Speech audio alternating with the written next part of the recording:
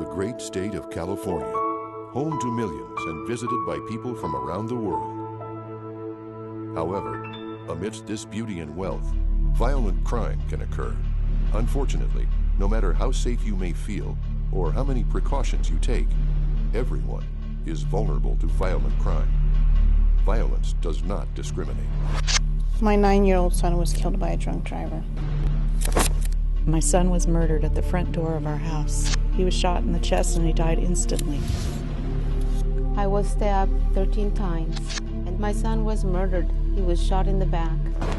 I was run over by a car and then stabbed. My 17-year-old daughter was killed by a drunk driver. For people who are victims of violence or the threat of violence, help is available through the Victim Compensation Program. California's Victim Compensation Program receives thousands of applications for reimbursement for out-of-pocket expenses incurred as a result of a violent crime. Families of homicide victims and people who are victims of assault, sexual assault, domestic violence, child physical abuse, and child sexual assault, and other violent crimes apply. Every day, we see how victims can suffer a financial stress that only adds to the pain and trauma that they've already endured.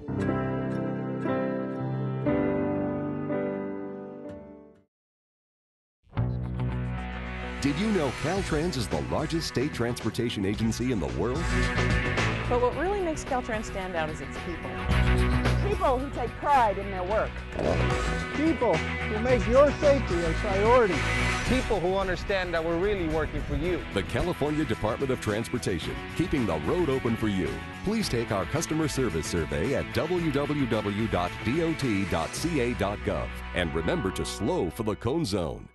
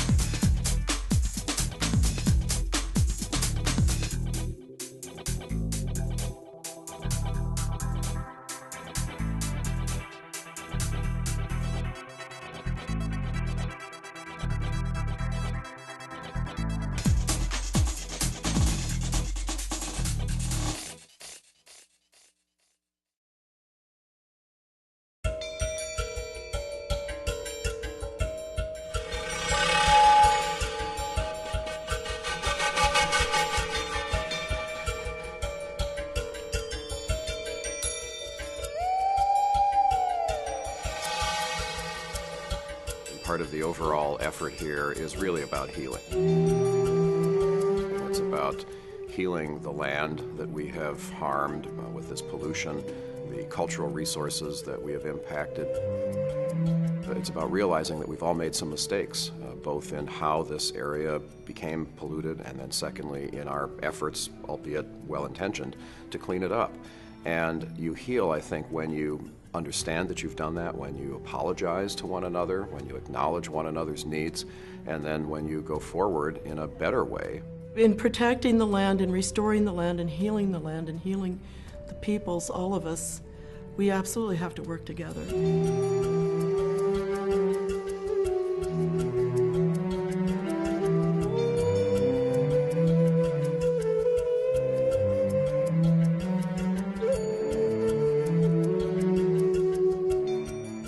is Maureen Gorson, and I'm the director of the Department of Toxic Substances Control for California. And what our responsibilities are, for the most part, are managing hazardous waste that is produced currently in California, making sure that it's transported and disposed properly, and really 700 of the 1,000 people are really cleaning up contamination from our past industrial activities.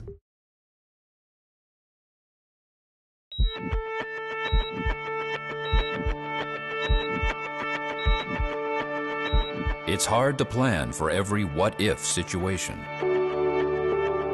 But with CAL FIRE as your cooperative partner, you can be confident that you'll have the right resources to respond to any emergency.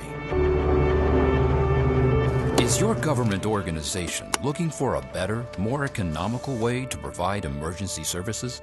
The ability to integrate all of the resources that a state agency can bring into a local area with the respect that they have for local people, and that our partnership just makes it the best deal that you can have for having good fire services and good budget decisions. Do you want to maintain local control and identity of these services? CAL FIRE gives us all of the services we need in fire and emergency services while still being our fire department. CAL FIRE can give your local agency the best of both worlds. Economy of scale and local control. A win-win for you and your organization.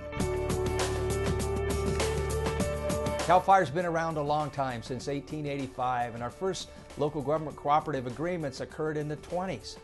CAL FIRE protects 32 million acres statewide, but a part of that are 145 contracts or cooperative agreements with local government. CAL FIRE is more than just a wildland organization. We do everything. We go to structure fires, brush fires, technical rescue, medical emergencies, hazardous materials discharges.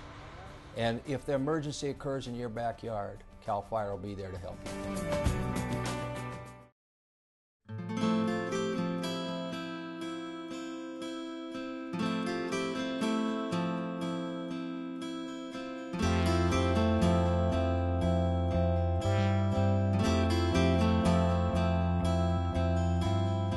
Hi, my name is Kristen, and I'll be walking you through the process of preparing and presenting your assessment appeal of your property tax assessment at your county's Board of Equalization or Assessment Appeals Board. Since this subject is more involved than what can be shared in the short time we have together, I suggest you obtain a copy of Publication 30, Residential Property Assessment Appeals, and review it as well. More on where to get that publication later.